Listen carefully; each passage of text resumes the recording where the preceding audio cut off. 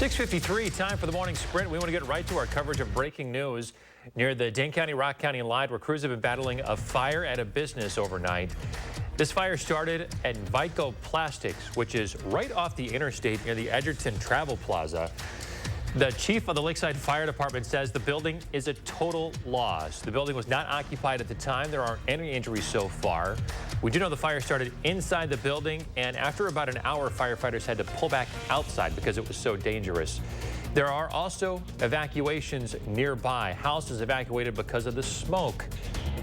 We also know it'll likely be several hours before anyone gets back inside the building to continue the firefight. Nearly 7 years after the Didion Milling explosion, two senior members of the staff are facing prison time. Derek Clark, Didion Milling's former vice president of operations, and Sean Mesner, the company's former food safety superintendent, are now serving 2 years in prison.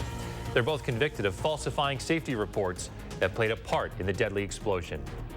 Money from a Wisconsin settlement with Juul is going back to communities impacted by vaping. It's part of the Vaping Prevention and Treatment Initiative, which is giving grants of $830,000 to 13 different organizations. The programs are all targeted towards teens and young adults up to the age of 24.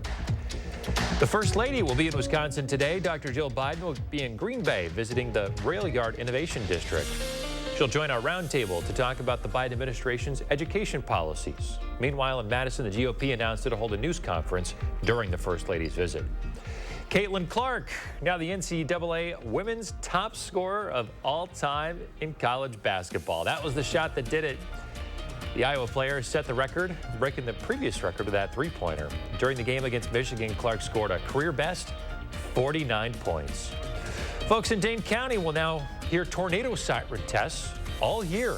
This comes after last week's historic tornadoes in Rock County. The county will now test its sirens the first Wednesday of every month before it did not test in December, January, and February. It will also activate sirens every 7 minutes during emergencies instead of only once. Good morning. 5 minutes away from 7 o'clock. We're getting a taste of winter, which we haven't had a whole lot of this winter so far, but it's going to be chilly the next couple of days with highs near 30. We quickly warm up, though, by the end of the weekend. We are talking about some wind chills, though, by tomorrow morning. Could be approaching 0. And we will notice that northwest wind today. That'll keep wind chill values generally in the teens and low 20s, but our actual temperature up to 28 at the noon hour. Some breaks in the overcast, especially as we get into the afternoon hours. Temperatures approaching 30, so we do stay below freezing throughout the day today.